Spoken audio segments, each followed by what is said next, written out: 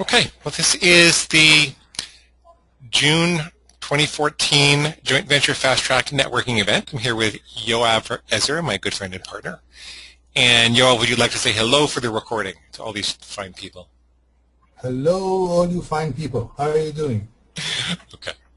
So the purpose of the event today is for people to have an opportunity to not necessarily just present their offer, but really to get some help in getting their offer ready for joint ventures. And Yoav and I were going to kind of coach you through that. Yoav has a very specific process he wants to take people through. And we have 7 people that are on tap today to present, and probably some more who are listening. And then this will be broadcast later on to the whole group. So, Yoav, with that, I will give it to you to take it away. So, just before we begin, what we would like to start with each and every one of you is for you to tell us a bit about your business and the stage you're at, whether you've started selling or if you're in the development process. We'd like to get some details before we dive in and think about how to help you along the path. Very good. Okay, so who would like to go first? Maybe just calling people go straight down the line. Nobody ever wants to go first. Okay. How about Andy? Can we start off with Andy? And he even raised his hand. Terrific. Yes, I'm sorry. Can you hear me now, Glenn? Yep, we can. Great. Considering our previous interactions and my frustrations, if you recall our email exchange in the previous time, I'll go first and make sure I get on this time. Good. Stuff happens. It's okay. Yes. So, Andy Peterson with Kahuna Accounting, Kahuna, K-A-H-U-N-A. And yes, given the name, you would think we're on a coast somewhere, but we're actually in the middle of cornfields in the middle of Illinois, probably the oddest location of all, given the butt of the jokes, and yes, most of our governors are serving time. However, given that, we are approaching or are a partner with Xero, X-E-R-O, if you've heard of that before, which is a cloud-based accounting solution, and the shortest answer to give somebody is it's a QuickBooks alternative. But there's so much more beyond that. But we are not a traditional CPA firm, although we have a highly qualified staff of CPAs and a CFO to be able to go beyond that. Our goal and objective is to be able to do or provide accounting services with the small business owner. It seems traditionally, in my experience, has been over a number of years that a large percentage of firms or small businesses are told either by a friend or a colleague says, go buy QuickBooks, install it on your computer, and best of luck, end of the year CPA will tell you what you did wrong. We think that that's a huge mistake or a challenge that a lot of business owners face. So we are utilizing or leveraging this cloud-based solution to do what we call done-with-you accounting. We can do done-for-you, or somebody can purchase the product through us and they can do it themselves and be a DIY if they want. But there seems to be a need for a done-with-you that's an affordable alternative that somebody can collaborate with them with the expertise. Very cool. How long have you been doing this? So we are a 19-year company, and we have seeded about 25 different companies. So we've got that experience. We're actually coming up on a 1-year term of using Xero and have just about or a little over 100 clients that we're working with coast to coast right now.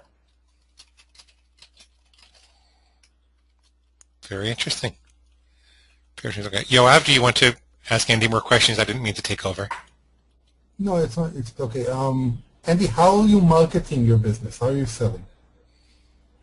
Currently, we have advertising campaigns running in Facebook, Google, Twitter, haven't really done the LinkedIn. We're still kind of playing with that, and have been trying to really, the last 9 months or so have been mile wide and an inch deep to try to find a true niche that really needs this. Although we can work with a lot of businesses, and we currently do, we've identified a very unique niche that is underserved right now, and that is the solo law practice or attorney. So we have developed white papers, started or begun providing free webinars, training, and continuing to work on that. But there seems to be a need that's an unmet need specifically for that market, and their hourly cost to do things themselves immediately justify the expense. Got it. That makes sense. So if you want to go down person to person, or do you want to ask Andy some more questions? I think we should finish with one person at a time. Okay. So, Andy, what's your goal here? What would you like us to help you with?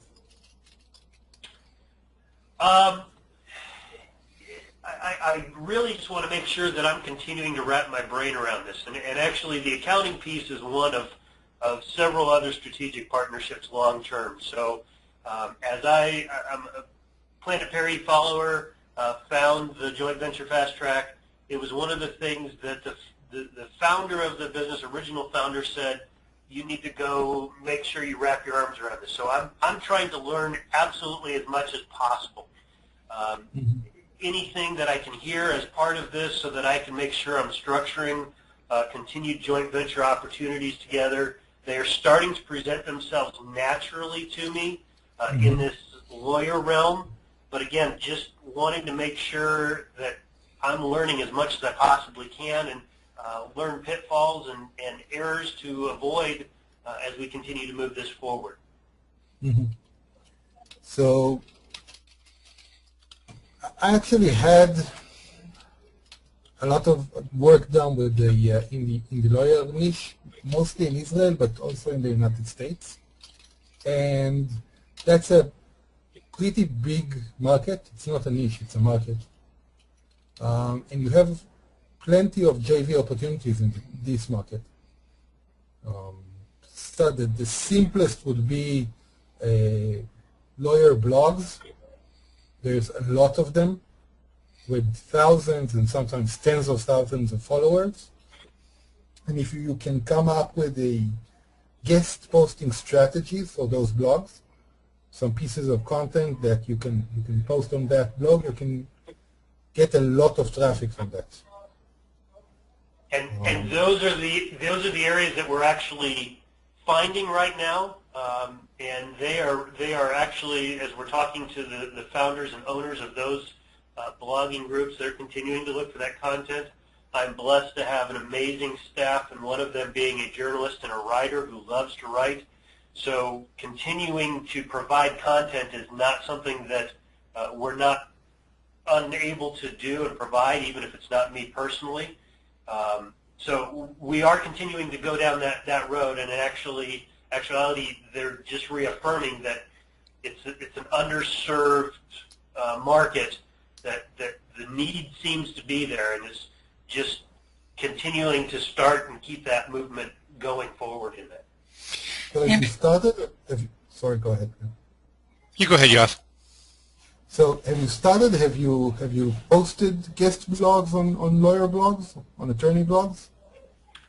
We have, and without going into all the detail, again, I don't know the group and anything else, but we actually have gone through a couple of them and provided them. Some of them are growing so fast that they haven't reposted.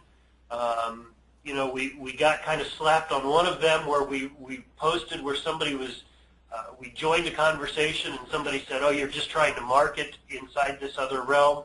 So we stopped that, and it's trying to approach some of the blogs and join the conversations in a way that doesn't sound like we're just selling, but continuing to offer the help. And actually, that particular instance, the individual who was asking the question in this blogging group said, actually, the guys at Kahuna helped me so much more, I would recommend them to any other lawyer. So it naturally came out of it that it was a testimonial without us doing anything more, but still trying to be cautious so that we're not offending anybody in those realms, even though you're not going to befriend everybody. I understand that, but trying to do this in a strategic way, though, too.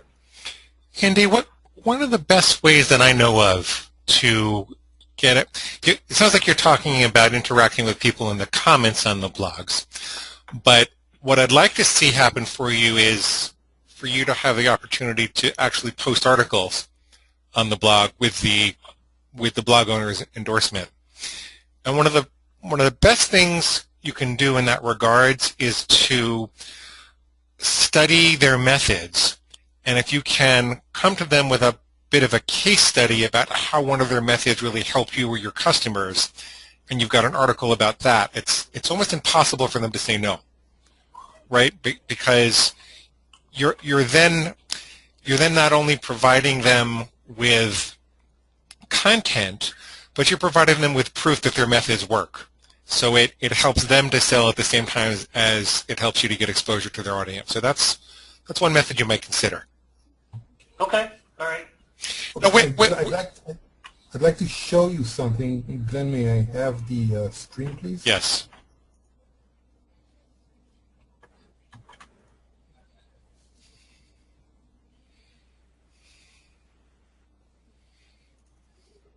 Okay. And Diane, So yes, we Glenn see and I you. You're will up be next. producing a tutorial. We are producing a tutorial on guest posting later this week, so the group will have it, I guess, in the coming months. But if you look at this page, you'll see that the Complete Lawyer is actually offering guest posting opportunities. If you approach this blog and you follow the topics here, there's a very good chance you'll be able to submit your article and get it published. Now, the way I reached it is, one second.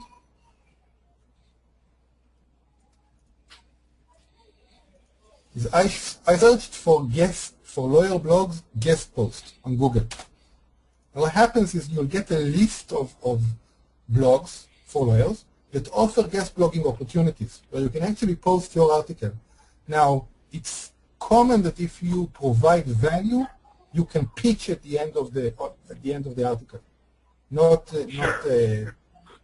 And especially if you have a journalist on your team that can write thoughtful articles, editorials, good editorials, then this opportunity can produce a lot of leads for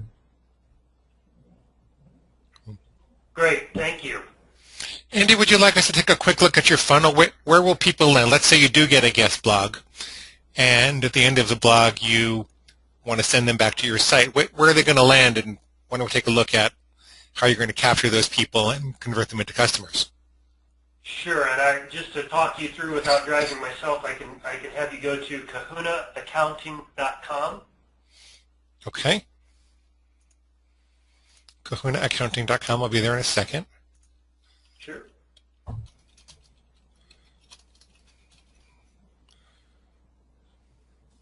Okay. The packages drop down for small law firms.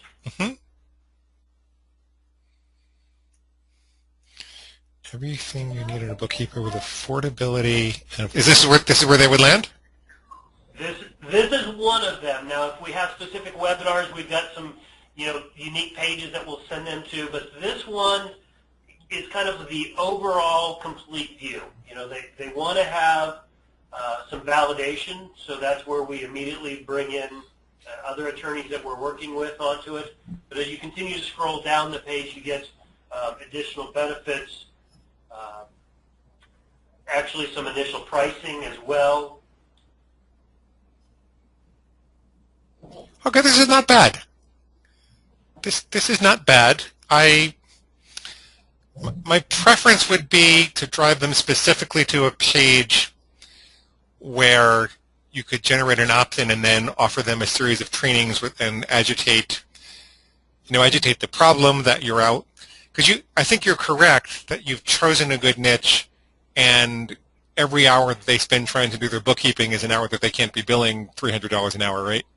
So Right. I think you could be agitating that problem. You could be talking about the kinds of problems that most small businesses have. You could be talking about the hole in the market. And if we just come up with a really good reason for them to opt in, this is not bad. You might get a couple of sales from here, but I think you'd do a lot better if you could generate the opt-in. And I would also suggest that for the landing page, this is very pretty from a branding perspective, and it's probably on target from a branding perspective, but it takes up a lot of vertical space. And for a blog reader who's a valuable prospect, I would just eliminate most of this, or maybe kind of constrain it to a third of the screen on the left. Like kind of cut it off over here and make a smaller version. And then I would have your opt-in offer in the top right. How can you, and I would dollarize the offer. Here's how you can recover up to 20 billable hours per month, whatever the number it really is. Here's how you can recover up to 20 billable hours per month with a unique outsourced bookkeeping service provided by CPAs who know all the other benefits that you're talking about. Mm-hmm. Yeah, I would do something like that. But there's a very good book that everyone should read called The Dollarization Principle. I forget who wrote it. But whenever you're in a position where you can make a very strong argument that you're selling money at a discount, there's nothing that people will pay for than the ability to get more money back. And in most businesses, it's possible to translate the benefit to some financial value. And the dollarization principle is a really good example of how you might do that. So you might all want to read that. So, Andy, I think you're on the right track. I really do. Well, thank you. I don't want to dominate. I want to give time for everybody else, too. So Okay. I want to hear and learn from everybody else on the call as well. Yoav, is it okay to go on to Diane? Sure. Thank you, Andy. Thanks, Andy. Hey, Hi, Diane. Glenn. Okay, great. How's this? Can you hear me? Yes, and I know I still owe you. I need to review your book for you. I'm just really swamped with a lot of people who want me to read books. And I know. Thank you. I really would appreciate it whenever you get the chance. it's on my Kindle and it's on my list. Yay. Thank you. Okay, so I have the airplane workout, and it is an ebook. And I guess my history is I know about personal development. I've been dealing in personal development for 20 or so years through teaching martial arts, specifically Chinese martial arts, which is Kung Fu and Tai Chi. Behind that, I have 25 years of music and music therapy teaching. That just gives me some psychology background, that's all. So I'm just giving you that. Okay. One of the things that I do now is I have a whole bunch of ebooks in my head. It's taken me 2 years to come up with this little 60-page The Airplane Workout. So I would like, before I do anything with it, I want to know that I want to do the steps that are the most lucrative for someone who would be, let's say, have no budget for marketing. Or almost no budget for marketing. So I need to take the most efficient steps to get it out there. I mean, and on this webinar alone, I just wrote down 5 things to do, including read the dollarization principle. But now Mike B., who's one of the people in the Facebook group of this your JV club, mentioned to me some amazing things. But it took me 2 years to do this little book. So to do all the stuff that he said, like he said, make audio version, make a video version. Yes, I can possibly do that, but I can do that only once I get the beginning started.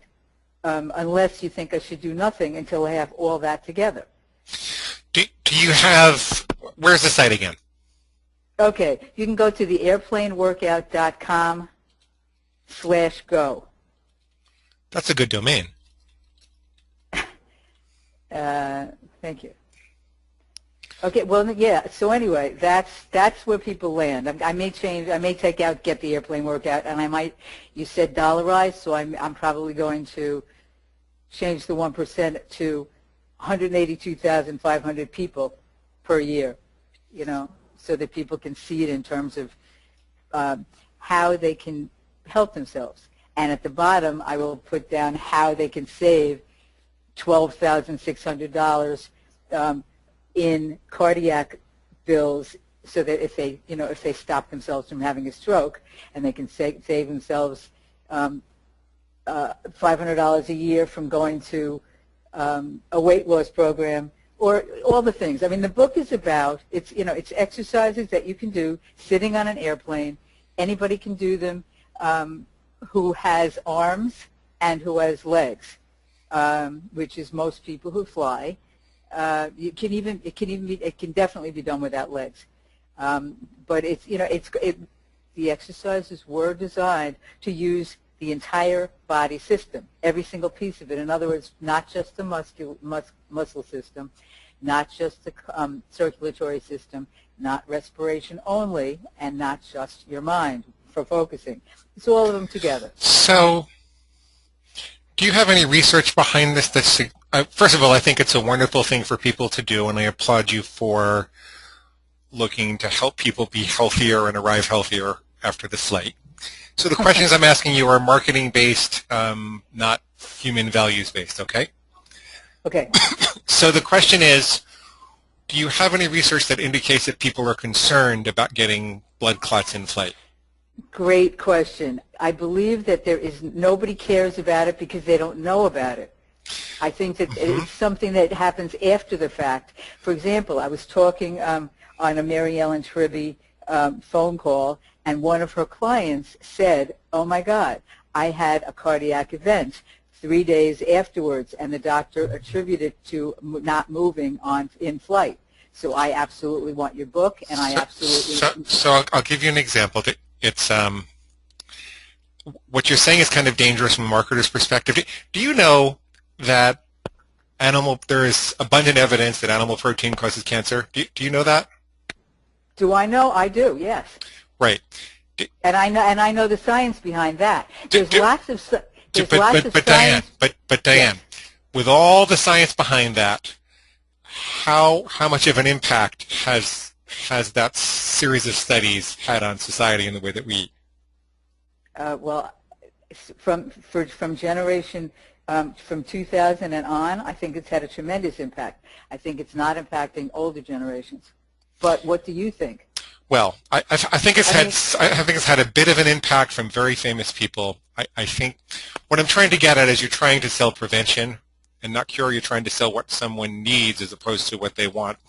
And I'm wondering, is there another benefit to this that would be more kind of lizard brainish, more what people are wanting and thinking? They want to look nice. I mean, what it's doing is it's going to make them look adorable. They're going, because most of the exercises are ab exercises, and they all include the core. Is that the kind of thing you mean for marketing, or is that not strong enough? That's a start. Here's what I'm thinking. Maybe other people have opinions as well. What I'm thinking is you have a nice audience here because there are a lot of executives that are flying all the time, and their time is worth a lot of money, and they're probably flying to a presentation where they're trying to conquer the world and make more money and do better for their business. And I'm thinking that, and I wish we had research to back this up, but I'm thinking that if we say to them, you're spending all this money and time to get to your destination and make your presentation, why let the airplane flight let you arrive disheveled and disorganized and confused, look your best, feel your best, and And then all the stuff about blood clots comes later on. That's kind of an additional benefit, an additional problem agitation. So part of me thinks you need to find a benefit that would really appeal to executives, that that So translate. they keep their edge. They keep their edge, right? Keep your edge. There you go. There you go. Now, Dan, the other thing is, it's going to be really hard to get joint ventures for a $10 book. I know. Okay, so we've talked about this. I mean, this leads, once they buy the book, the upsell is a coaching program. But, is there a way, what about if I gave the $10 to the joint partner? I know it's $10. It's not $1,000. I understand that. You're going to have to find people who are motivated to do good for humanity, and people that know and love you and are motivated mostly to do good for humanity. Well, I'll give you an example. For example, well, I'm talking to one right now, right? Well, Diane, you are, but okay. So let's say that I were to send this to my coaches. Right. There's an expense associated with that for me. I've got about 10,000 coaches on the list right now. Right. They cost me $150,000 to get there. When I send out a broadcast, I get a bunch of unsubscribes. Right. And when I send out that broadcast, there's only so many broadcasts that I can send. I understand. So there's an opportunity cost of. There's right. So I'm using up one of your turns.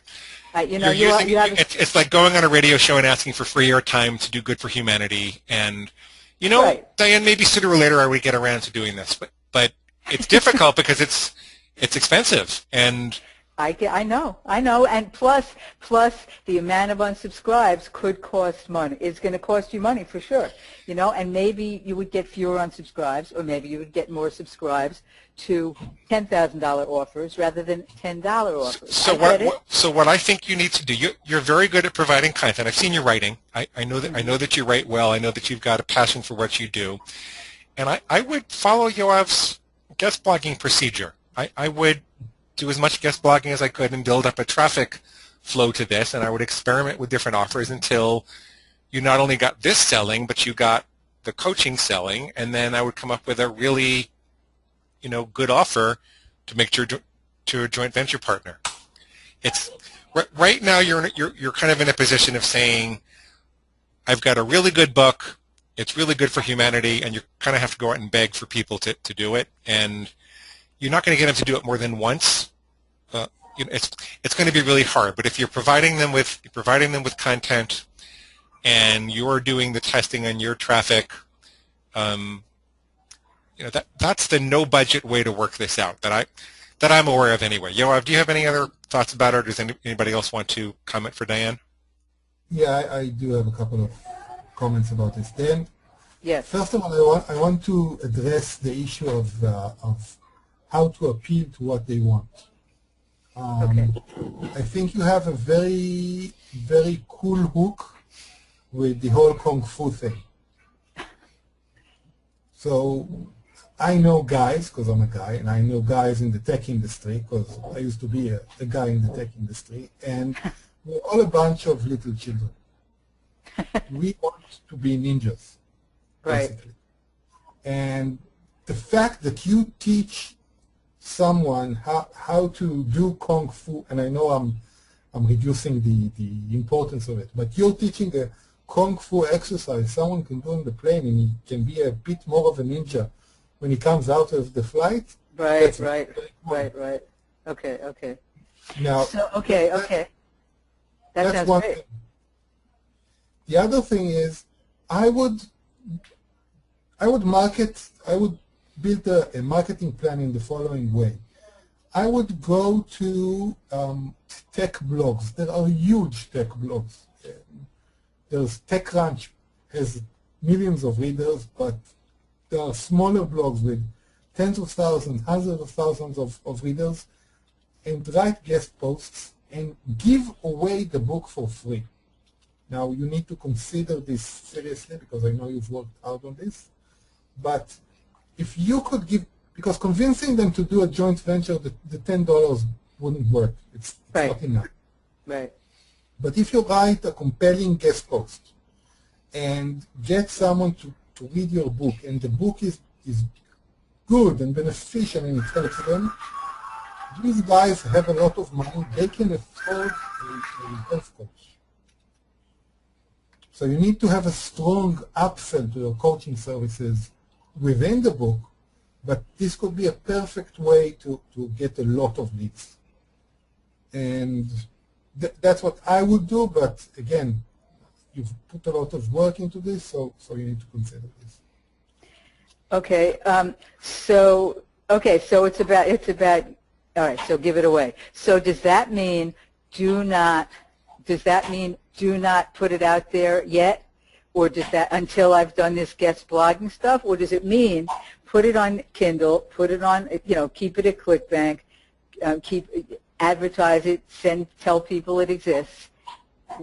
That's what I wanted to really know from this call. I wanted to know, what is my next step? Do I keep the book? Do I not market the book on Kindle, or do I market the book on Kindle? And when I say market, I only mean, do I stick it on Kindle? Do I put it there, or do I not? You can get it on Kindle on a lazy Sunday afternoon, so it can't hurt to have that. And I think that most executives these days would love to download it in the airport on their iPhone. So I think that it's almost a price of entry to have a book on Kindle in this audience. So I don't see why you wouldn't do that. Okay. Yeah, I mean, I was putting off putting it on Kindle because I wanted to do it. I wanted to give the 1 week free thing, which requires that I don't do it anywhere else. That like Kindle. Yeah, no, I know what you mean. People do different versions to make that possible, but yeah. Oh, I see. Okay, so I see that. Okay, now there's a comment here about airplane pilots. Now that's like. Okay, ton of planes. Okay, weight loss salespeople. Weight loss for. Oh, okay, I see. That's pretty great. Where can I get where is this going to be? Is this going to be a PDF somewhere when you're done? Yeah, we'll post this when we're done. Now, where are you posting this?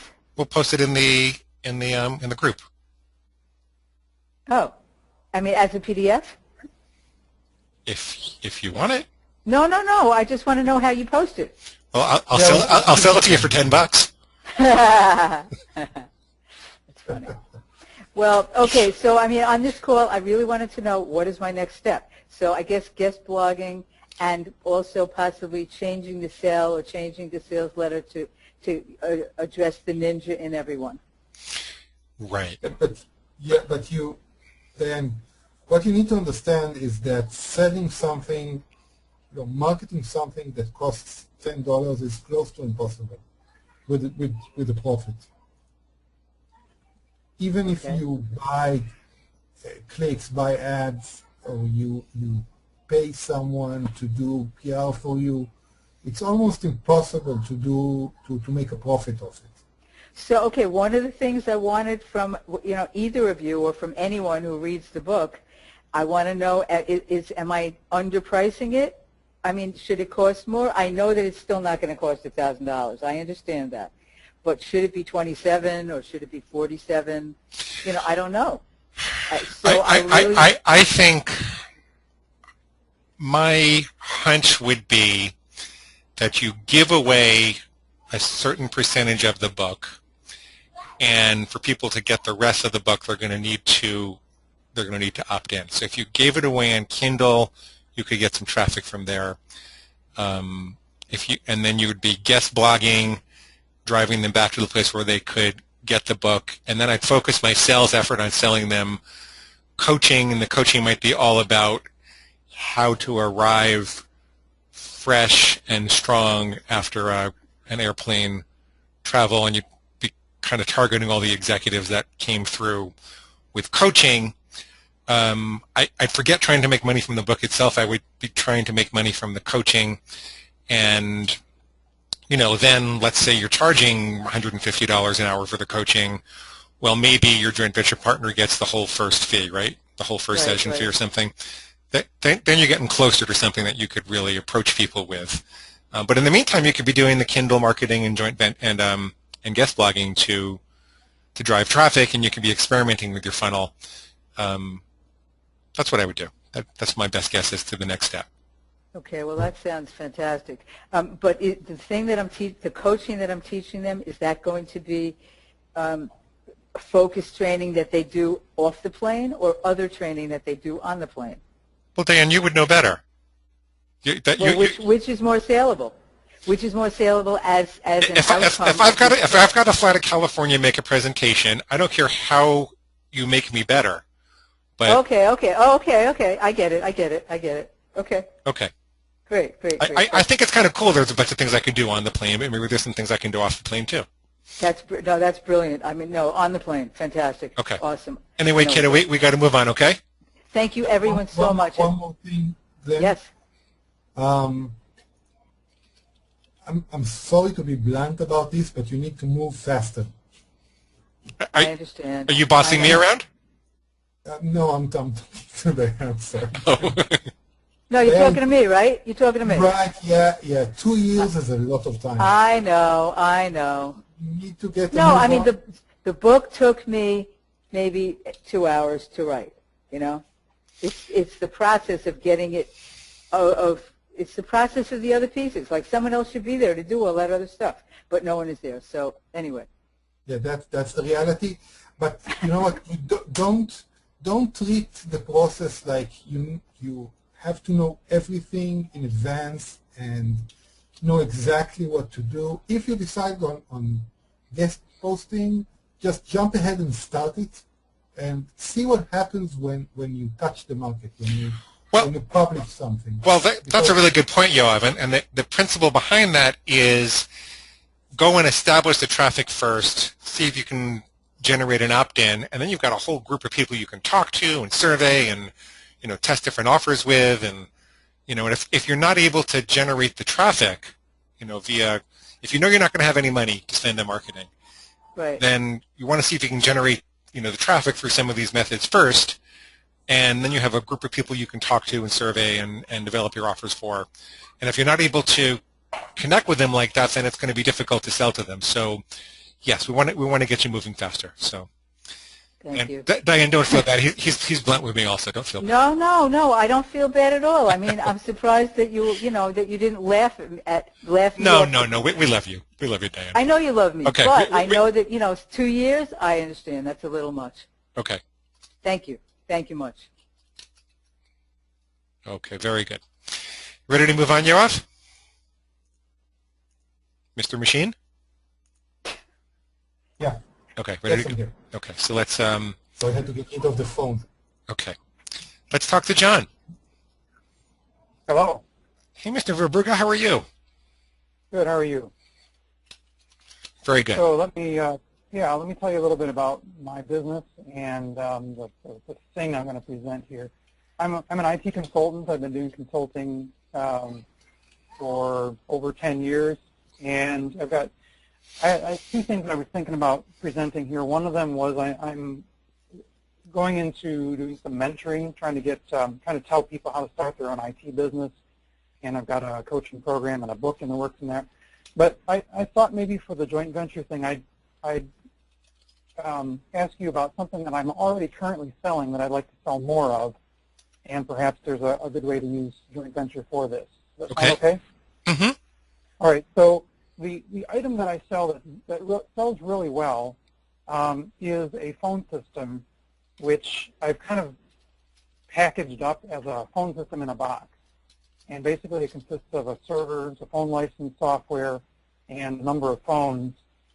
And what I found is that when I work with my own clients who have old phone systems, they hate their old phone system. A lot of people don't even use it. They've got an old phone system sitting on the desk and they use their cell phones.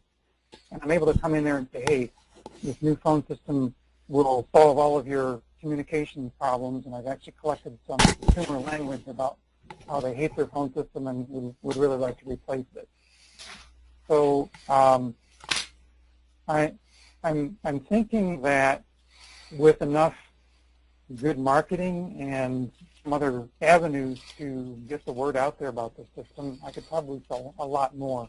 I've sold a dozen in the last few years. They work really well. People really like them, and they're a good. They have a good profit on the back end, with as well as a continuity part of it, because there's an annual maintenance fee that's associated with it as well. So explain to me a little bit more about the benefit. I'm actually one of those people. We've got a little phone system here in our home office, and I've actually last week decided to move my AT&T phone to the floor because I think the last time I used it was about 3 weeks ago. So perfect. Okay, you are my target market then. Here we go. So here's some consumer language where people will say, "Oh, we don't use the voicemail because it's too difficult to use," or "We're not going to call the tech support people to pay $100 an hour just to change a voicemail password."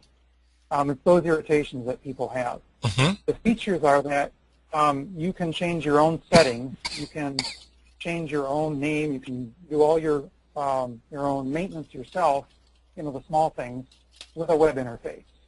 The other thing is that the phone system itself is software. It runs on a server, either your own or I provide one. And you don't need to pay someone for the small things like adding a user, changing a password, changing someone's name, moving an extension to somewhere else. The other thing is that you can, because there's an app in the app stores, you can actually use a cell phone as an extension. It goes over Wi-Fi. Yeah, it goes over Wi-Fi. You can even be outside the office with your cell phone. The app connects over the internet back to the back to the phone server, and you have a 3-digit extension. So if you're out and about and someone calls your extension, it'll ring on your cell phone using the app. That's one of the coolest GWiz features that I actually use it in my own business, and I love that. Also, because it's on a server, remote tech support is easy. When I need to go in and help customers with a problem they can't solve themselves, I log in remotely with remote desktop, bang, done, solve the problem, look it up, and it's very, very quick for me to solve problems that way. Another feature is that there's a little piece of software that runs on the computer that works with the phone. So if you want to transfer the call, let's say you've got a receptionist, how many times have you heard someone say, "I'm going to try and transfer the call, but I don't think, if you get disconnected, just call back. I'm not sure how to do this." Training people how to transfer phone calls in an office is a pain in the butt. Well, this phone has a piece of software that sits on the desktop, allows you to drag and drop a call. Call comes in, it shows up on the screen, you click on it with a mouse, you drag it over to the person who is supposed to get that call transferred to, lift up in your mouse, and you're done. You just transfer the call. So it's got so many really time-saving and easy-to-use features that it basically just sells itself. Cool. How does this, we actually wound up getting a phone.com service. How is this better, worse, competitive with phone.com? Okay, so phone.com, you get like a number, like a Google voice number, right, where you can point it anywhere. Right. So what this does is actually the thing about phone.com is that it's very difficult to use that in an office environment where you've got, like, let's say you've got 3 salespeople, a couple technicians, a couple office managers. Transferring calls to and from different phones is really difficult with a Google Voice type of a number. So a phone system allows you to actually collaborate. You can have conference calls that you can make on the fly. Got it. You can bring three or four people in. Now, the one thing I'm competing with in this is hosted phone systems, where you basically just have a phone on your desk and it talks over the internet to a phone server somewhere else. And a lot of the features that I have in my phone system are available for those types of hosted. They're called hosted PBXs. Mm-hmm. And the thing that annoys me about those, and the reason I don't like them, is because they're rentals, they're a lease. You pay every month not only for having your phone lines, but you also pay for the right to use this phone system. And it ends up being really expensive.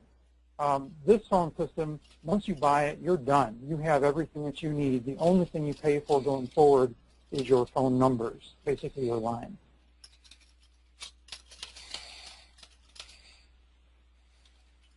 John, what's the price point for this, and how much of a commission can a partner get? Okay, so the price point, let me just assume that the person's going to buy a server from me as well, which is actually just a PC. It doesn't have to be a full-blown server. They have the option of putting it on their own server, but let's say I'm going to do a turnkey solution. I'm going to provide the server, the phone system, the actual phones, and some setup time. Ballpark number for that is about $2,200. And my commission on that is roughly about $300 to $400 of that is mine.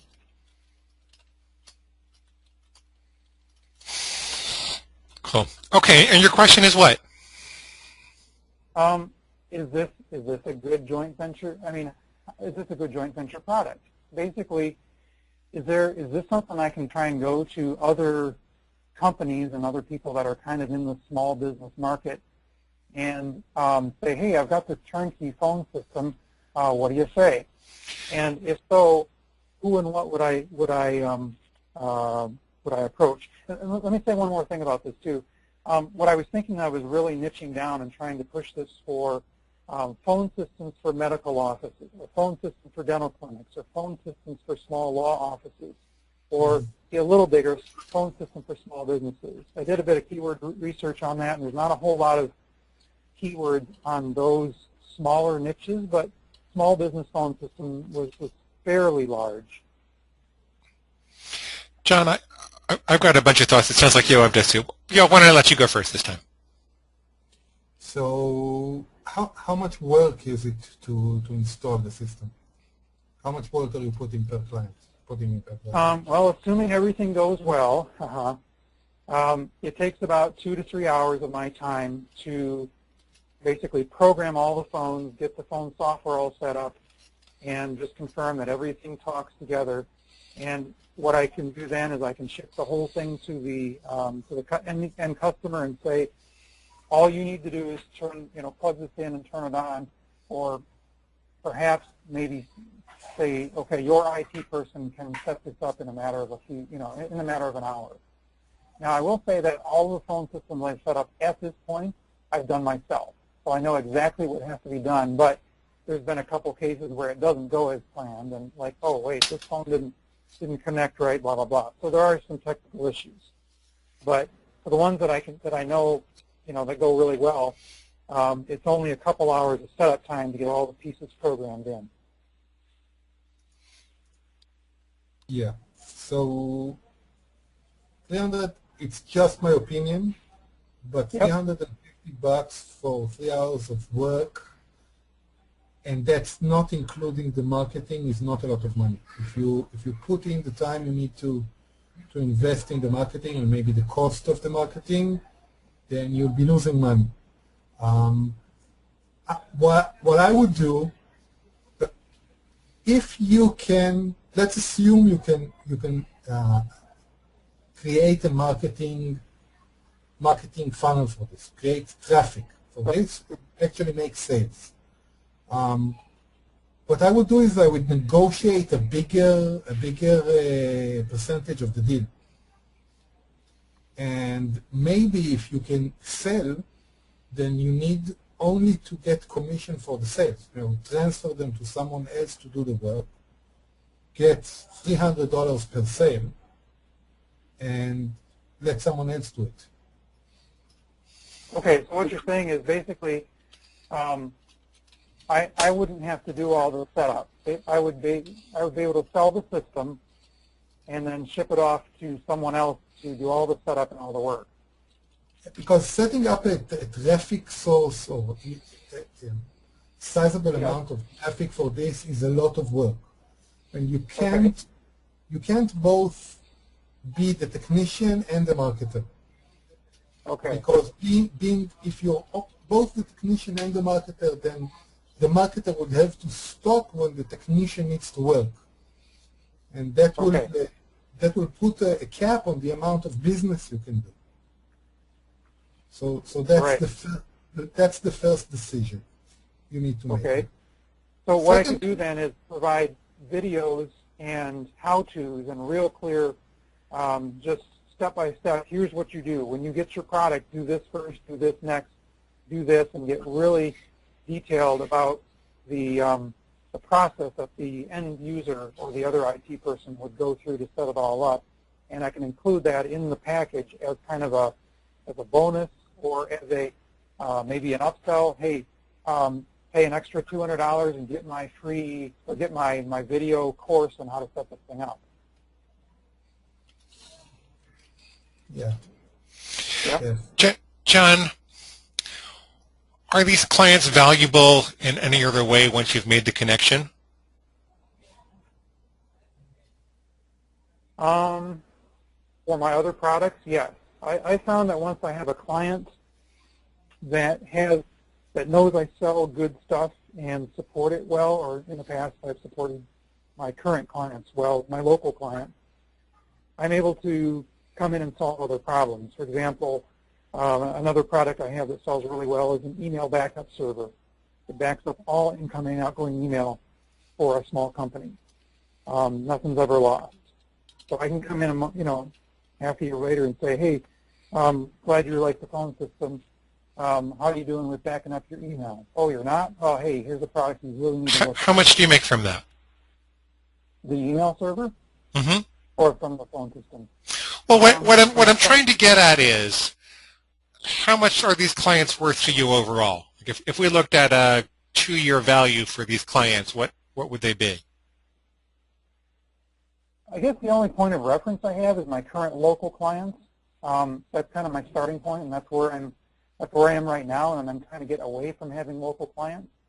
But a good local client will provide, say, $10,000 to $20,000 of income for me over a year. Now you're talking. But, Okay. But listen, that's me doing the work, though. That's me being the IT guy. Well, okay. So let's say we take the lower end of that number. Let's even say it's $6,000, right? Let's say it's $6,000 that they provide you, and let's say you've got to spend $3,000 worth of that to have other people do the work. Is that viable? Okay. Yeah. Level. Yep. Sounds good. Okay. So now, what if you set up a joint venture offer where, now this would be predicated on you also having other people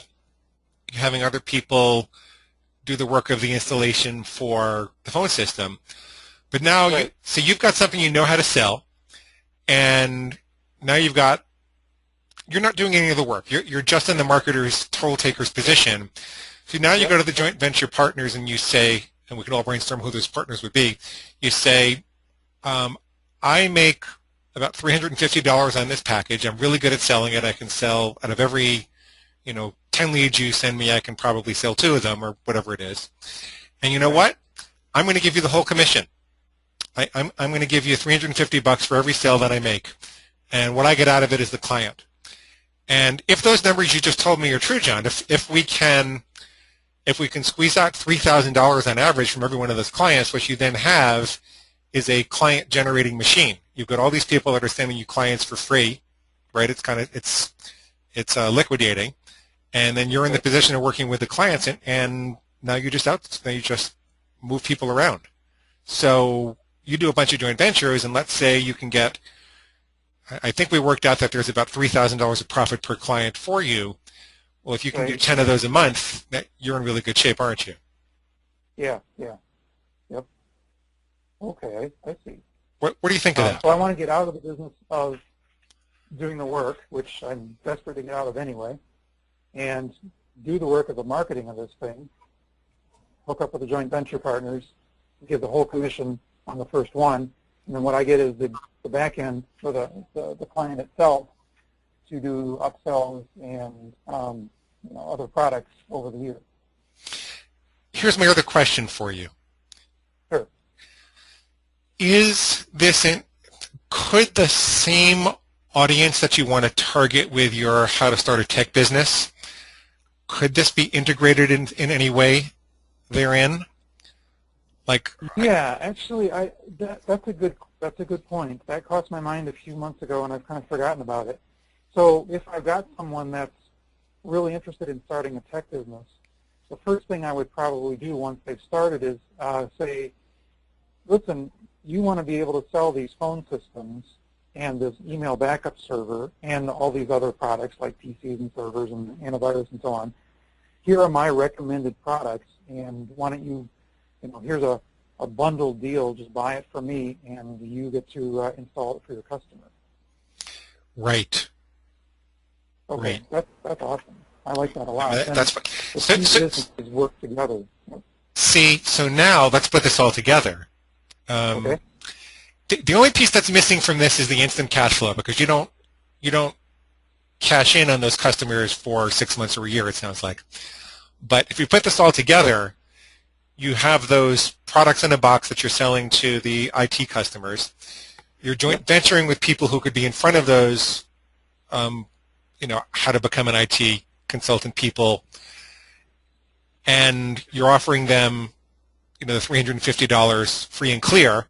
So now you have a constant flow of customers that you can now build the business that you really want to build, which is teaching all these people how to be an IT consultant, right? And then those people become extraordinarily valuable.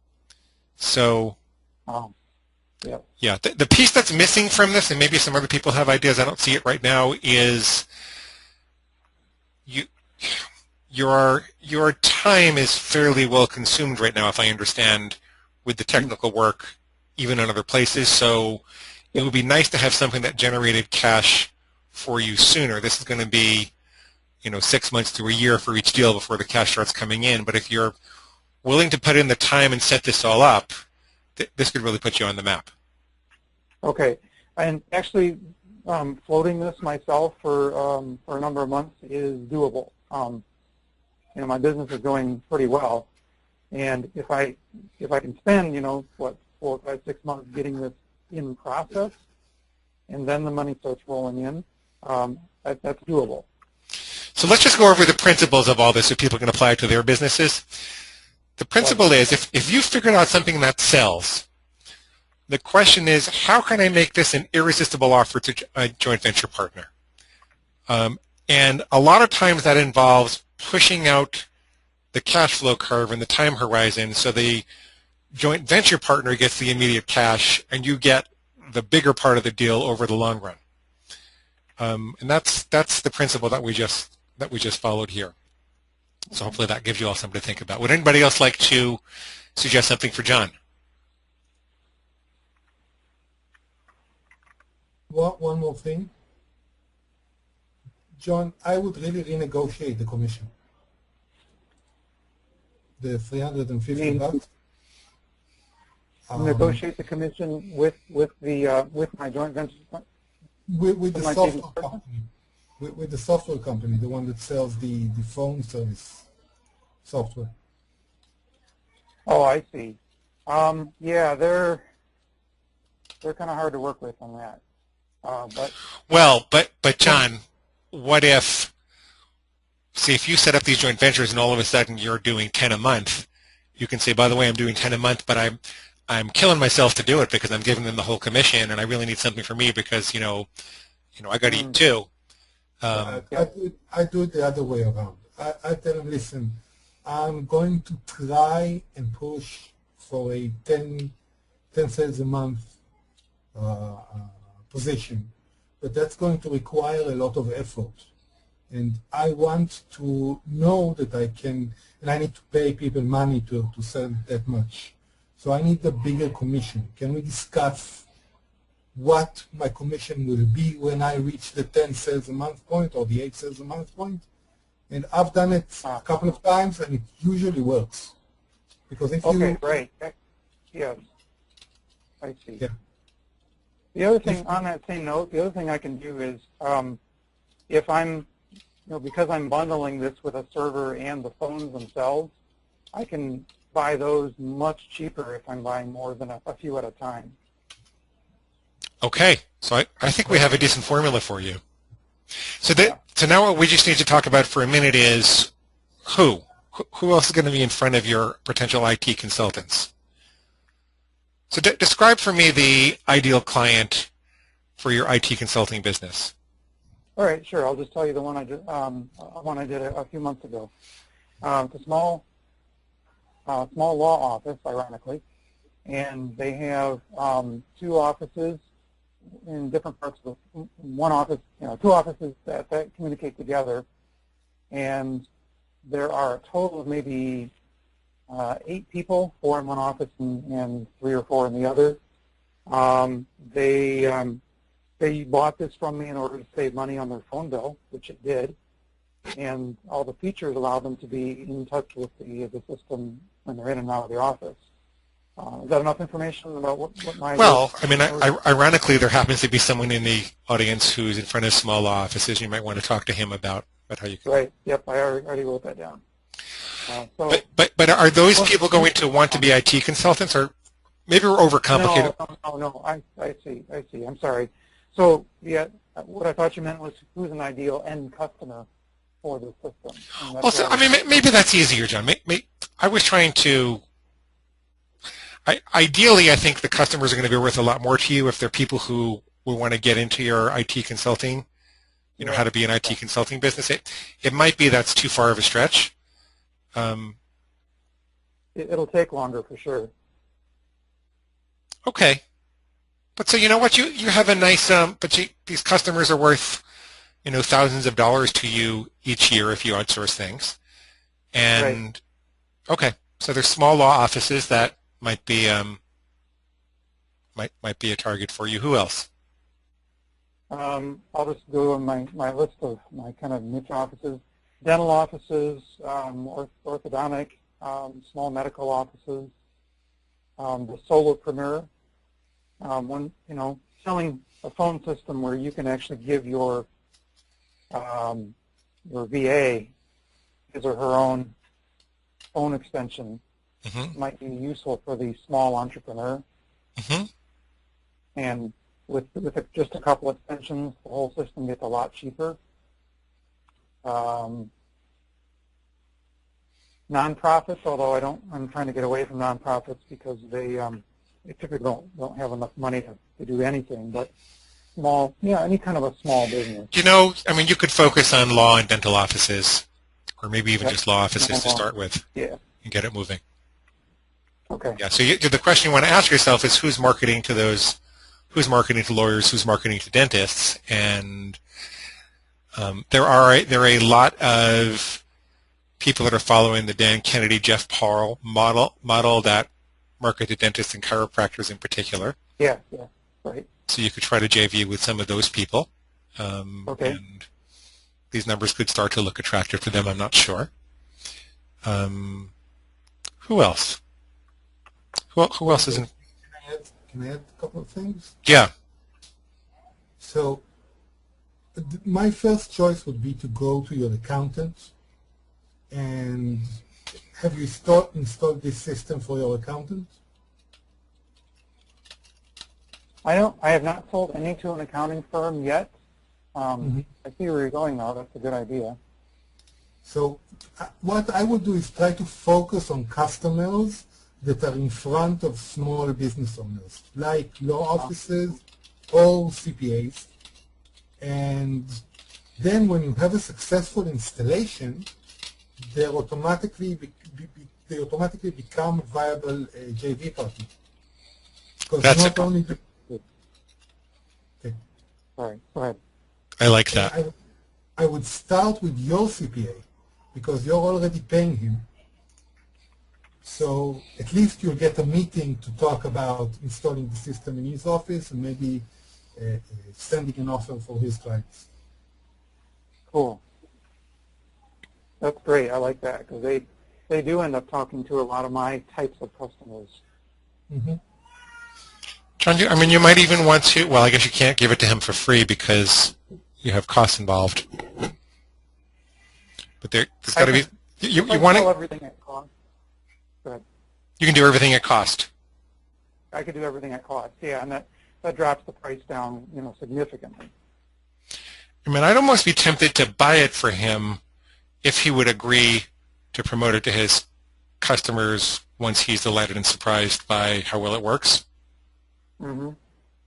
If you can't get him to do it at cost, I might consider doing that, given what he could be worth. Okay. Yeah, I'd start by just selling him on that. You never give a discount when you don't have to. Oh, okay. That's why Yoav is my partner. I am way too generous. That's funny. All right, so we start by trying to sell it to him and then kind of negotiate down if need be. Yep. Cool, very cool. Okay, John, if it's okay with you, I think we should move on unless anybody has anything else they want to say. Raise your hand. Okay, Mr. Verbruga.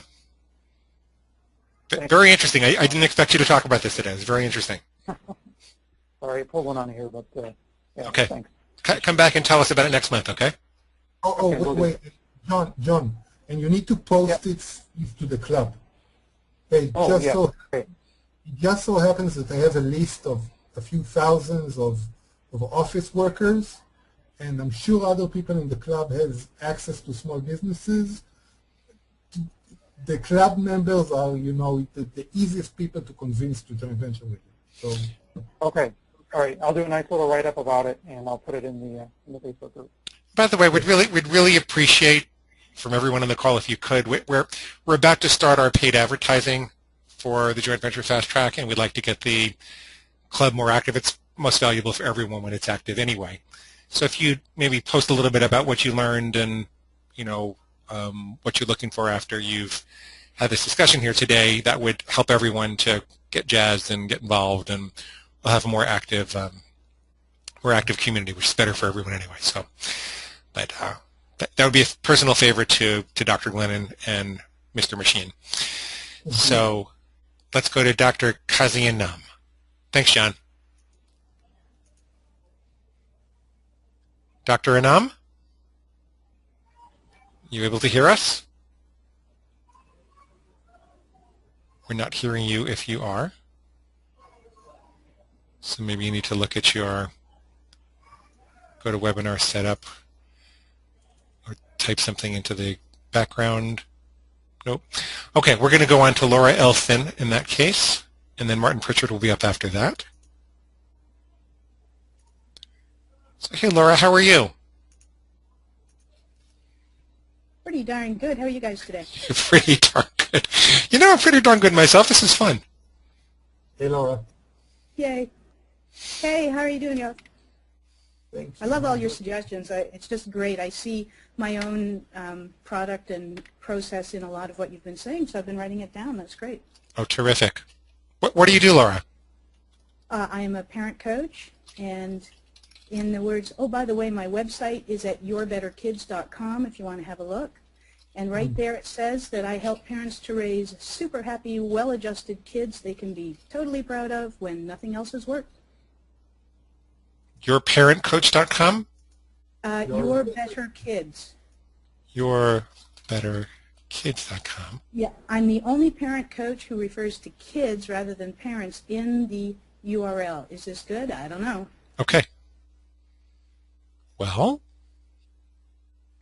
So that's what I do. Now I have coaching that I offer, which is on the parent coaching page. If you click. Laura, I think your URL is actually good because you're talking about the benefit. You're talking about the benefit. Yay! Thank you, Glenn. Thank you. That's a big boost because I am the only one out there. So what, want me to look at the parent coaching page? Sure. If you want to know what I'm selling and you scroll down, you'll see 3 programs in a graphic. Mm-hmm. Keep going. Mm-hmm. There you go. So this is what I am hoping to profit by and what I would be splitting revenue with JV partners. Okay. So that is my product or service. Obviously, there's a big blue star in the middle one. That's where I'm hoping folks will go. It involves the personal coaching that people really need. I do have an ebook, and it's called The Better Kids Blueprint. It's how to get kids to cooperate. It's short, to the point, concise. It's got some really good reviews from some great people. Not many, but great. And it's going to be a loss leader for me. So I'm thinking if I go on a JV interview or webinar, I can introduce them to the concepts, give them a free download of the book or maybe a downloadable wall chart, and then use email to upsell them to coaching. Mm-hmm. Brilliant. Yeah. Very good. Is this already selling? Well, here comes the confession part. I have never actually parent coached anyone except my friend who was a test case and for whom I wrote the book. Okay. How did that go? But I do have 25 years of teaching experience, and I really, really, really know kids. As it says on my sales page for the book, tested on 10,000 children. These are the best strategies I've ever heard. They work for me all the time, every time.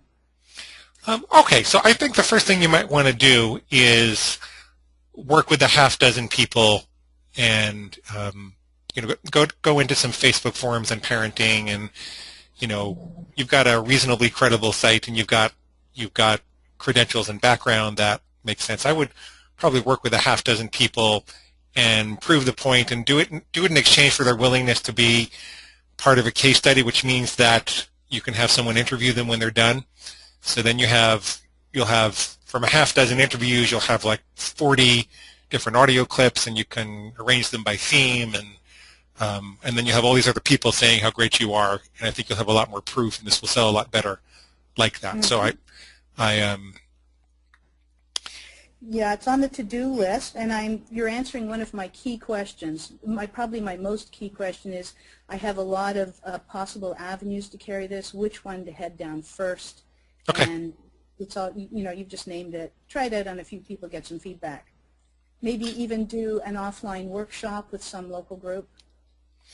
Oh yeah, I think that my primary focus is helping coaches to learn how to coach and market their practice, and the primary way that we tell people to begin to sell is to do offline workshops at libraries and universities and hospitals and chambers of commerce and hotels and things like that. And what you want to do is contact the administrator, whoever's responsible for scheduling those kind of workshops, because these places have a need for this kind of workshop. Mm-hmm. And I think you will get some if you contact 10 places in your community, one of them will want to go with you. Mm-hmm. And then you bring your iPhone with you, and after the workshop, you just ask people if they say a few words about what they thought, and you need to gather some proof. You need to gather some proof and make this really come alive so that it'll sell. It might sell anyway. Parents tend to be kind of desperate about their kids, and yeah. Go ahead, Yoav. No, I think it's a wonderful service. I have 2 boys, and I think there's not going to be a traffic problem, because parents are especially mothers, are totally involved with their children. That's one of the most important things parents have in life, maybe the most important thing. So there's not going to be a problem with getting traffic. Glenn gave you invaluable advice about the proof. Mm-hmm. That's the main thing you need to add to the copy. Mm-hmm. And your plan on giving away the book as an ethical bribe and getting them to opt in and sending an email to sell the program, it's perfect. Mm-hmm. Great. Now, I hate to add to my own workload, and this will have to come after I get to Diane's airplane book, but if you send me the Better Kids Blueprint ebook, audio, and paperback, I would consider endorsing this. I'm not promising, because I really have to go through and make sure it's consistent with my philosophies and everything, but it kind of sounds like you know what you're talking about, and I might be able to give you a boost by getting you a doctor's endorsement to start with. So that's kind of you. That's like totally kind of you, and would be totally appreciated too. Okay. It'll be a couple of months before I can get to it, but I'll be happy to do that. And I'd be happy to send one to Yoav and anybody else who requests one. Okay. Good. So, and I'll say it again, at the risk of being redundant. Post this on the club, on the forum. Sure. Okay. And just for the sake of my sanity, I wish I could promise to do that for everyone. This is very much in line with my expertise and background, and very much in line with the mission of the Coaching Academy, and that's why I'm extending myself here a little bit. And unlike some other people, I actually spend a lot of time reading and going through people's programs if I'm going to provide an endorsement. So, because it's important to me that my name really means something. So, I'm offering this for Laura, and I'd like to proactively offer this for other people when I see the opportunity. But please forgive me if I can't offer this to everyone. So, Laura, what else did you need? Well, let's see. I had some other questions here. Let's see if they've already been answered. Well, top one was what would constitute an irresistible offer. I was thinking about taking the $497 course for a JV and knocking it down to $297 or $197, 50% to the JV. I don't know. What do you think? Very reasonable. Yeah. Yeah, I agree.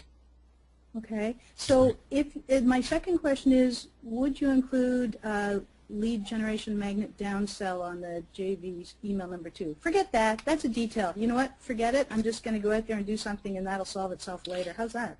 Well, I would have a lead generation magnet. I would put these people through an opt-in, because especially if you're going to go out and get the case studies and do the interviews, I am such a big fan of getting audio testimonials and organizing them by theme. Every time I add that to my product, every time I have a coaching student who does it to their product, things get better, because your customers will tell you what's so great about you much better than you could ever say, and they say it with feeling.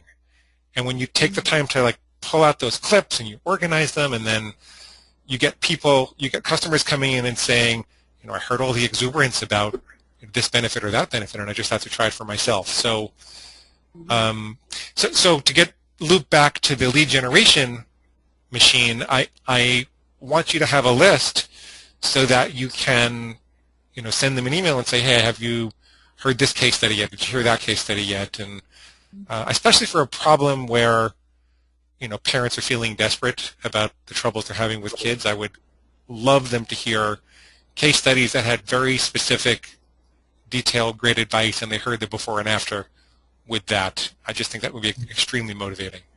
Okay, cool. Thank you. I'll focus on that too. It's great to pull a couple of things out of this big bag of marbles that is marketing strategy. Yeah, I've found for coaches that audio case studies that document the... See, what happens when you have an audio case study is people get to hear your coaching style, because if they're considering personal coaching with you, then it's a safer way to step up to coaching, to actually hear your style and see the results for themselves without taking the risk of actually working with you directly. So that's why I lean in favor of that. But this is cool. This is going in the right direction, I think. Thank you so much, Glenn. I appreciate the refocusing and the awesome advice. Okay. Okay, Laura. And one more thing, when you're done with setting up the lead magnet and it's already done. It's already there. Okay, so when you have everything ready and you're ready to talk about getting JV partners, come again to the webinar, maybe in a month or in a couple of months, and we'll discuss possible avenues for you to get traffic and partners. Thanks, Yoav. Thanks for your advice. You're quite welcome. Okay, very good. So I think that Kazing Anam is available now. And this is Dr. Anam, yes? Not yet. It still looks like you're on by microphone. I think you said you're going to call back in. So I'm sorry, I'm not sure what to do. Okay. Well, we have a couple more people, so why don't we go on to them, and then we'll have time at the end for you, Dr. Anam. And if not, we'll put you up first the next time, okay? Yeah, call back. That's great. Okay. So let's go to Martin.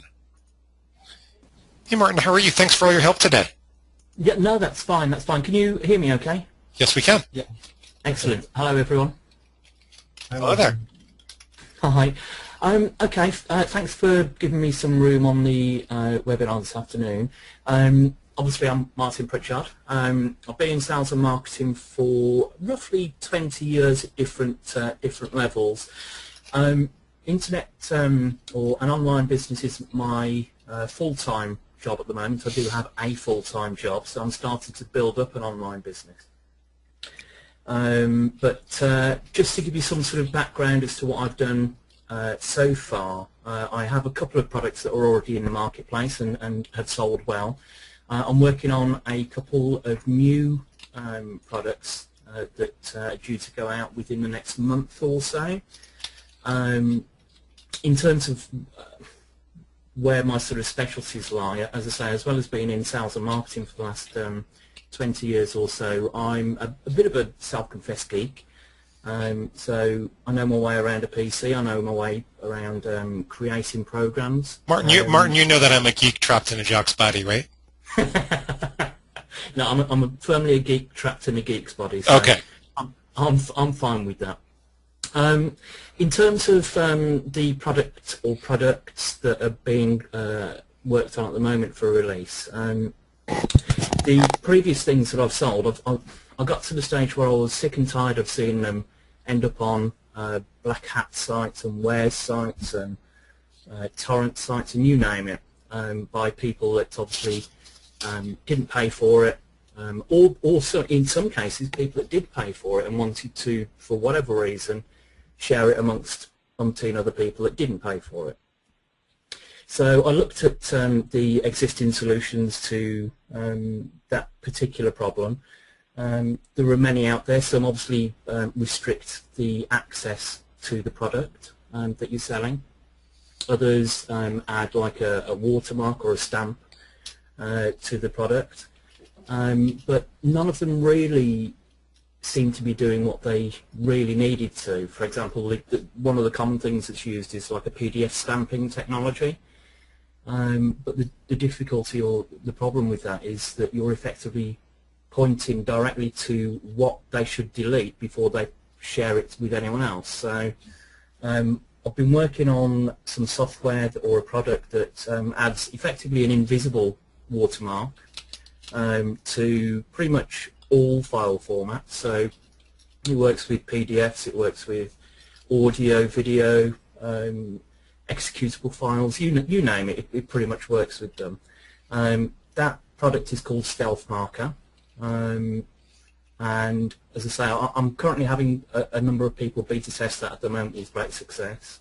What it does is it marks the product with a fingerprint that specifically identifies the purchaser. So if they do end up illegally sharing that, then you can tie it straight back to the person that's been illegally sharing it. As I say, that's worked out very well so far. So wait, when you say it's working out very well, it's already selling, or you're just... No, it's currently in beta. Yeah, in beta at the moment. When I say it's working well, I mean that it's helped stop one or two people from illegally sharing something that they've purchased. Or not stop them from sharing it, but identified them within a matter of seconds. Mm-hmm. So the people that are beta testing it are very pleased with that, because obviously what it then enables them to do is to block access to their product for that customer, and also take any remedial action that they want to, or any legal action that they want to. Can you block action for all the copied files? So if someone takes my ebook and puts it on, shareafile.com, then... Yeah, it doesn't prevent people from sharing the product. What it does is it identifies who has shared the product. Okay. So it's more of again, it's more of a prevention system rather than a locking down system. I've found that if you put, for example, an ebook or a PDF in, so any kind of mechanism that makes it more difficult for the end consumer, for a legitimate customer. So I would still have one of the difficulties is a lot of these places are overseas, and am I going to spend $30,000 on an international lawsuit to pursue them? It's kind of a pain. Yeah, the thing is, generally speaking, it's not the site themselves that you would go after anyway. It's the individual. And what I've found is that if you make it clear to everyone that purchases the product that there is an individual tracer on there that personally identifies them, then the chances of them sharing that product fall dramatically. One of my products, which I've been using this on for the last 12 months, hasn't been shared once. Oh. Now, that may well be because of the fact that the market isn't sharing it, but being as it's a web-based software script, those are generally one of the biggest things that's shared. So yeah, I'm confident that when people know that the Okay. product Okay, specifically so you can. I mean, you could have a few case studies. You will have a few case studies that show a dramatic reduction in sharing because of the. Yeah. Okay. Yeah, absolutely. And that's consistent with the research on retail theft that says the only real way to prevent retail theft is for people to know that they're being watched. Yeah, but that they can't get away with it. Okay. And I've got some statistics in terms of the type of websites that offer those illegal downloads, being the popularity of them, to sort of add a little bit of awareness, or I'll be honest, a little bit of fear to the sales message, to let product owners, digital content creators know just how prevalent it is. I mean, they already know anyway in the main, but this is a big problem. This is a desperate problem. Yeah. This is good. Yeah. It's massive. It's massive. Now, the product itself is, as I say, it's currently undergoing beta testing. It's version 1 of the product. It currently only adds that's a lie, adds 2 invisible marks to the files that you're digitally delivering. However, I already have in development another 4 or 5 mechanisms for adding other marks to the file. Again, all of them would be invisible. None of them would be recognizable, and therefore, if anyone did want to illegally share a product, they wouldn't know what bits they had to change or delete or get rid of that ties it back to them. Martin, I don't understand what the incremental benefit is of these other products you're developing. If you already have one that... Well, for example, let's say for example that someone works out how, where a specific mark is kept on a file. Yeah, so if you imagine, as I say, a fingerprint, it's an invisible fingerprint, but if you imagine someone working out where that specific fingerprint was, then it would still be possible for them to delete it. Even though it's invisible, if you work out where it is, you can remove it. Okay. So if you've got more than one mechanism for adding a mark, then they not only have to look out for one area, okay, they also have to look out for potentially another 4, 5, 6, 7. So this Yoav, you understand? Yeah, yeah. Makes perfect sense. But it sounds to me like you're still selling this one benefit. Yes, yeah, okay. Yeah, okay. yeah. Currently, however, there's a complimentary website that I'm working on at the moment as well, which is more about the sort of web security side of things as well. And one of the services that I'm going to be looking at there is actively monitoring for people that are illegally sharing the products as well. So yes, the core feature is that the software adds an invisible mark that identifies a specific purchaser. That core feature is being developed so that there's multiple marks, but ultimately that is the core feature. Gotcha. So is your vision to sell these separately or to sell it as one package? Well, I'm toying with the idea, and it's been suggested to me that I sell it as a software as a service type thing. That's interesting. Yeah, because it makes it easier to control for a start from a technical point of view. Obviously, it brings in continuity rather than a single one-off sale or an annual license, and it also enables me to do things like I'm looking at adding those kind of invisible watermarks to live stream videos, for example. So selling it as software as a service, I think Yeah. you could justify it. I think you could dollarize the benefit by kind of showing people, what if you cut theft by 40%? How much would this save you? It will change your market somewhat, because here's the issue with all of the people that are concerned about this. They're people like myself and Yoav or Terry Dean or Perry, who are successfully marketing digital content and making a bunch of money with it, right? Yeah, yeah.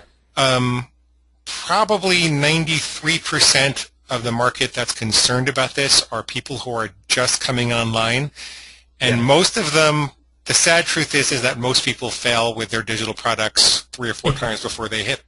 And so what'll happen is that if they buy this as a software as a service, they're probably not going to stay for too long, because once they're up and running and they haven't successfully sold, they're going to have to cut their costs pretty quickly. Sure. That said, it's still worth their having purchased it to give themselves a fair shot, and by the 34th time when they're successful, they'll know that that's part of the system, and Yeah. you just have to do the math. You have to do the math to make sure it works. Glenn, one of the things that that I've been toying with as well, because it's still it's not early stages, it's something I've been working on for quite considerable time, but it's still at a stage where I'm quite flexible in terms of the actual offer. One of the things that I'm thinking of doing is to offer a standalone product that people can install on their own web server, that they pay for once and don't have to continue paying for. And what that does is add a specific single type of mark to the product. So in effect, it's a limited version, whereas the software as a service is like the next level up, where it can add more marks. It can add it to more different types of files. So the key to selling, Martin, the key to selling this is going to be terrifying people that they're going to lose all of their hard work and money with all this hole in the theft system.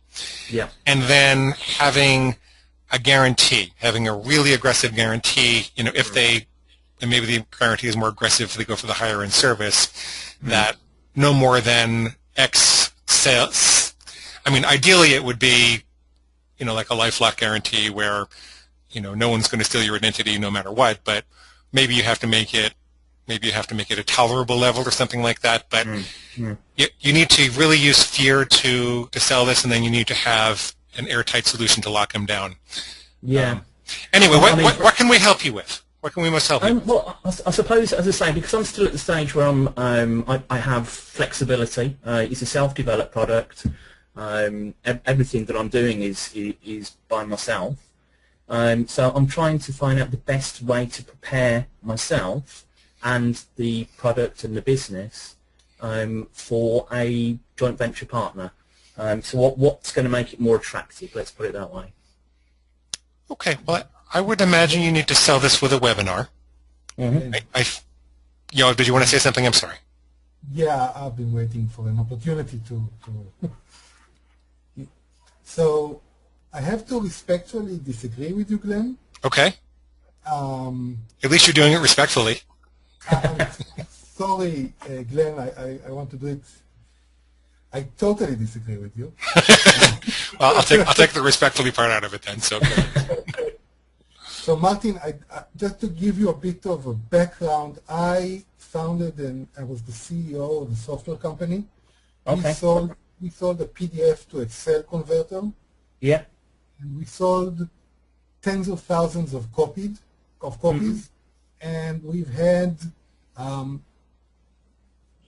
millions of trial version downloads and hundreds of thousands of pirated copies installed throughout the world. Yeah. Just the background for what I'm about to say. Sure. And I have to tell you that when you begin first I think you need to work with the big companies. Yeah. If you really want to make money, you want to work with companies that are making money. Yeah. and you need to sell it at a very expensive service. But I think you're going about it. I love the idea of not blocking the application, because hackers go around that in a second. Absolutely. There's no software that can block a hacker. It's like we used every kind of blocking software, and the hackers, the Indian hackers, got through it in 24 hours. Nothing worked. So I love the idea of not blocking the software, but rather doing something that's, but I think the last part of finding out who the offender is, I think that might not work. Okay. Because, if I had a $97 piece of software and someone from the Ukraine or from India could buy it, hack it, and distribute it all over the world, and I would never be able to get legal measures against it. Okay. Because they're just not reachable. But, and again, consider this, what I would love to have is a system where if an American business installed one of my pirated software, I could gently nudge him to buy a license. Okay. What we found out is that when businesses in the US or in the UK bought or installed a pirated copy, and then they needed support, they would contact us. They would forget they stole the copy. Yeah. They would contact us, and then we won't be able to find their license in the system. So we asked them, maybe you forgot that was the actual script the support people used. Maybe you forgot to purchase. Would you like to purchase a copy? Yeah.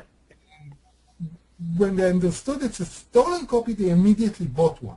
Yeah. So rather than intimidating the people into not sharing, maybe if you could produce a system that helps those businesses turn the pirated copies into sales. Yeah. Okay. That would be amazing, because then you could say, listen, you can't, and everybody knows that you can't block pirates. They would hack your software, but you can convert 8% of the copies into purchases.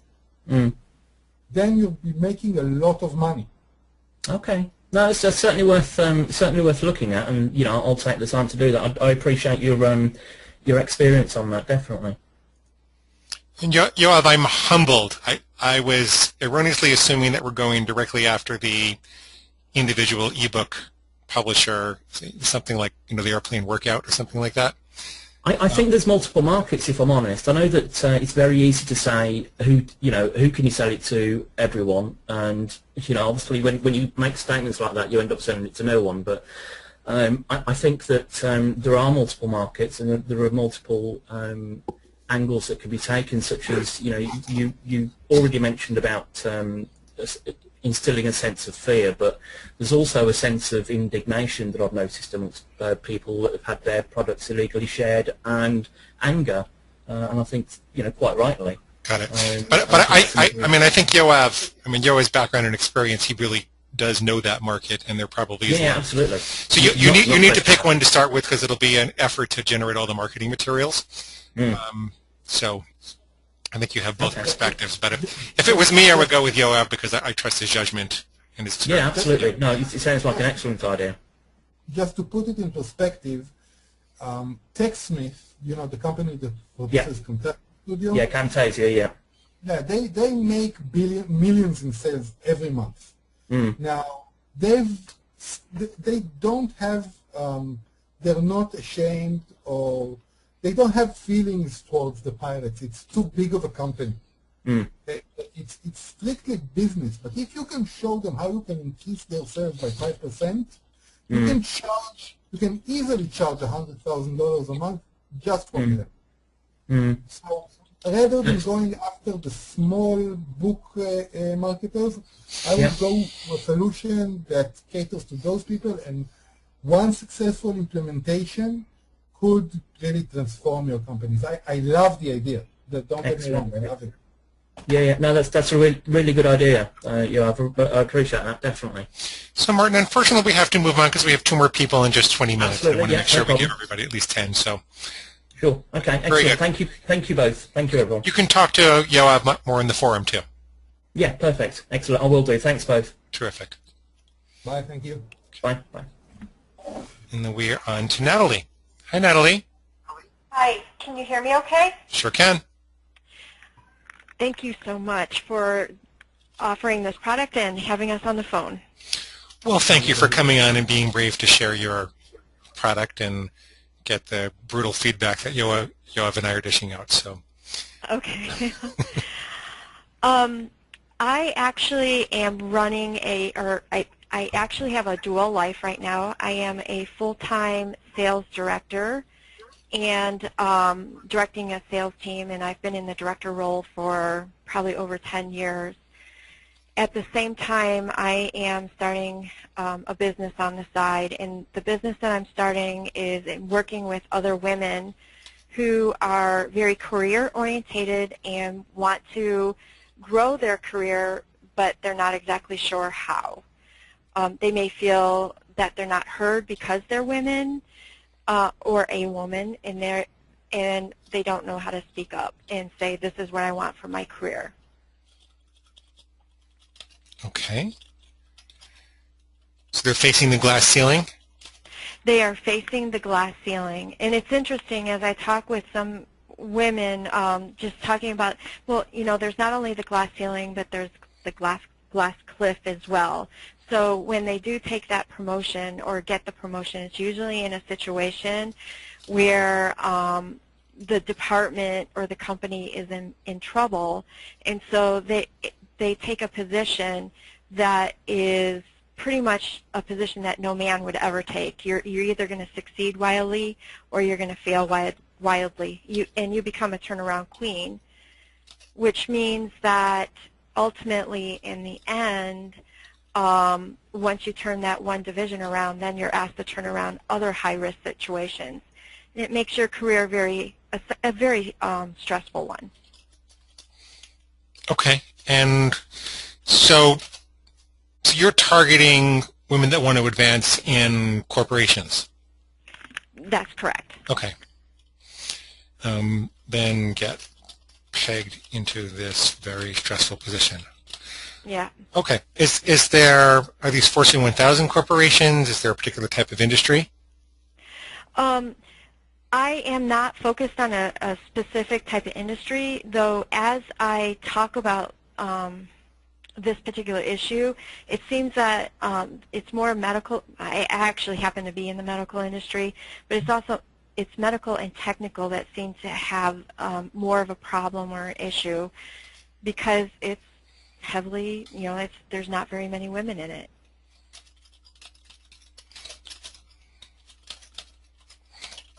Okay. Okay, very good.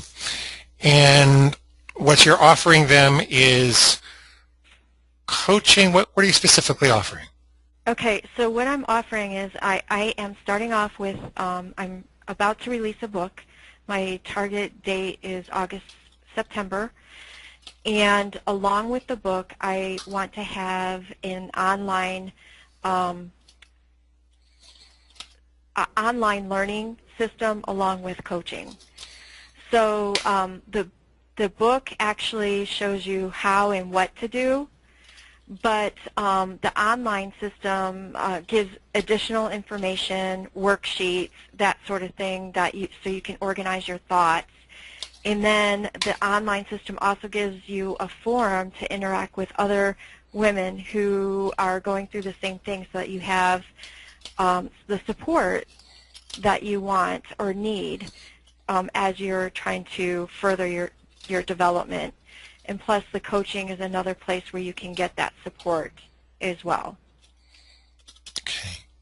So it's really both of those in combination. The book is, like $8. That's not really, to me, it's a brochure, really, a large brochure.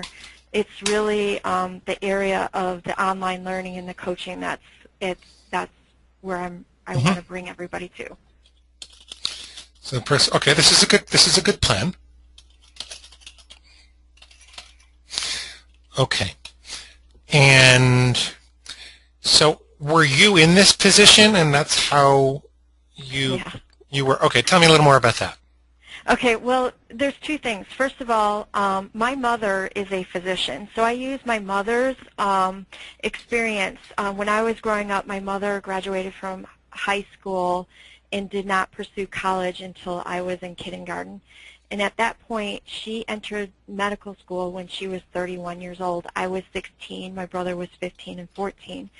So I used my mother's story of watching her follow her dream to go into medical school. And it's at a time when, I'm sorry for going on, but I just have to say this one other thing. This is at a time when women didn't go into the sciences. Only 7% of the people that were in the sciences were women, and she went to med school. So it's an amazing story, and the point I'm trying to make is that, you know, you're not defined by your background. As far as I'm concerned, I actually changed my career several times. I went from a high school teacher to a molecular biologist to a salesperson and a sales leader. And there were several times within the corporate setting that I wanted to go to a director level position, and I literally had people tell me I was making a fool of myself. And ultimately, I ended up getting the position because I followed a formula. And it was very similar to the formula that I watched my mother follow. So Natalie, we have unfortunately about 4 minutes, and I want to know how can I help you the most? How can we help you the most? Okay, the biggest thing is that the biggest problem that I have right now is I'm very similar to Laura earlier on. I have people that I've helped, and of course I've also had my own formula, and I've also had people that I've trained in the corporate world. So I need to get testimonies as to this process and that sort of thing. And so what I wanted to do, I'm reaching out to people that I've helped in the past to see if I can get some snippets so I can put it onto my website. That's the first thing I'm doing. Okay. But the other thing is that I see other people within the industry, in technical people, following many of the formulas that I'm recommending in the book, but they haven't gone through the program. Would it be okay to add that as a testimony to say, hey, you know, there's other people and articles about other people that have done this very thing, and this is where they are today? Well, yeah, you just have to position it correctly so that you're not lying about it. But sure, you could do that. I'm trying to look up. There's a. Where the heck is this? Yeah, if you listen to this. So, look at testimonials that sell. My wife runs a little service that she doesn't really do much of it anymore because it's too expensive for you now. But we developed a cheat sheet and an interview to teach people how to get their own testimonials. And so if you look for testimonials that sell Livingston here, and this I'll put this in the this is a good starting point. But there's a cheat sheet also on my blog someplace. Okay. There's a full-length interview between Sharon and I which talks about how she goes about getting testimonials that sell. And then there's a cheat sheet that takes you step by step through how to do it. That's all free. And it's very, very, very good, and it's very powerful. And so this would apply for Laura as well. It would be a good thing to use. Okay. Okay? All righty. Anything else? We still have 2 minutes. I think that is where I'm at the moment. I have several different people that I have a list of people that I want to approach for my to be a JV partner that are talking to the same type of people but in a different way. And I have several formulated thoughts but no questions at this moment. Okay. Okay, maybe you can come on again next time. I'm sorry we didn't have enough time for you today. Okay. Okay, very good, Natalie. Nice to meet you. Okay, thank you. Thank you. Sure. Okay, and Dr. Anam, can you hear us now? I can hear, but can you hear me? I can sure hear you. I'm happy to hear your voice. Okay, great. That was hard. That was really I hard. think the PIN code was the key because before I was doing with 51, now I did with 65. That worked. And Okay. something with that. Okay, well, very good. So, yeah, I think I have about 11 minutes, so I'm going to go very, very quickly. I started my career as a pharmacist that I transitioned into doctor in natural medicine, and then from there I transitioned into a certified hypnotist. So I practice in Midtown Manhattan, and 40% of my clients come from physician referral, 30% from client referral, and 30% from Google. Now I have 5 alternative care physicians who mainly treat cancers. They are interested in my audio product. could you say, could you describe those clients again? The alternative care physician, 5 Okay. of them right now wants to portray my product, one of the audio product, stress reduction and healing to the cancer patients. Now, So they want to promote your product to their cancer patients. that's correct. Now, I'm trying to find out what would be the best platform to use so that I can give them a link, or they can get a link quickly. And one of them was interested in a banner to put in their website. Uh-huh. So usually, what platform is the best way to go without spending a whole lot of money? Oh, well, I mean, you could make it available in ClickBank for free, and they'll do all the affiliate accounting for you. And then yes, you could just use ClickBank, and they have a slightly higher, they'll charge you $1 plus 7.5%, I think it is, to, if you make this a digital product, they'll do that. I think you can even do physical products with them nowadays. And the benefit of that is they'll do all the accounting, they'll send you a check, they'll send your promotional partners a check, and you can be up and running quickly. I think there's a $50 activation fee or something like that, but then there are no ongoing charges as long as you have a certain amount of volume. So ClickBank can be very valuable. And the other benefit is it's possible that if you start to do a little volume that other affiliates who are trolling ClickBank looking for somebody to promote, it's possible that they might pick it up. I wouldn't do it just for that reason because it's a little hard to get that to happen, but it does happen. Right. So let's see if I join the ClickBank account. Now, I can have someone to create those hop links, or how they can get those links. Yeah, you can create it for them. You have to have them. You'll have to point them to ClickBank and tell them to set up a free account. It's really quick and easy. And then once they create the free account, you have to give them their ClickBank ID. For example, Yoav, show people what our ClickBank ID would be, Mr. Machine. Our ClickBank ID would be JVFTP. Okay. .clickbank. Yeah. JPFT. FTP. So I'll be able to get something like that. Right. So what'll happen is this is your product code. So they'll give you a product code, and this was the affiliate code. And so after they sign up, they'll just replace the thing in red with their affiliate code, and that'll be the link, and that's all they're going to need. And you can tell them they can put a question mark, TID equals, and they can have some kind of, if they want to track different promotions, promo 1 or promo 2 or something like that. And that'll show up in their stats. Oh, that's fantastic, because I was trying to figure out, because I'm totally new in this, because like the thought came up because when these people, they came to me in a expo, in a health expo, they told me that, hey, you have been so great, and some of my clients already are your client, and they have been talking about, so we want to promote some of your audio downloadable products. I said, yeah, that's fantastic, but I could not give them yet, so I was trying to figure out. So you just go to ClickBank, get yourself an account, and then spend an hour or two reading the help files for merchants. Mm-hmm. And it's not that hard to understand. Yeah, and Okay. one more Very thing good. that Because I think I'll be able to get my partners mostly from my speaking engagement.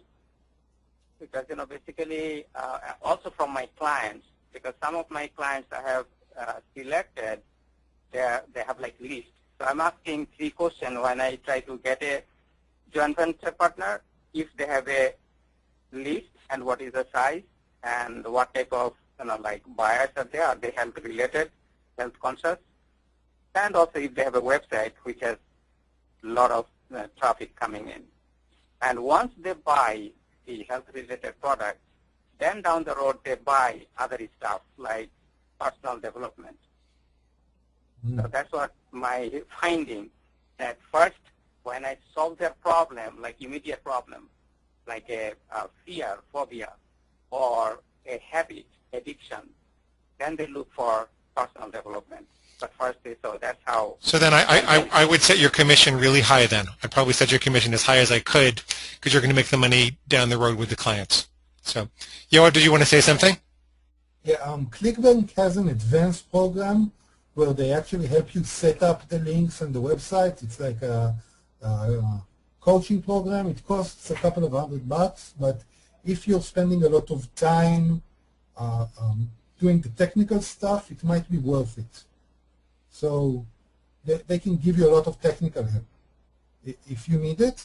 And about banners, there's a site called 24-Hour Banner where you can get your banner prepared in 24 hours. You just say what you want and you get the banner 24 hours later. All right, so you want to just type the link in, then I can write it in? Sure. Is it www.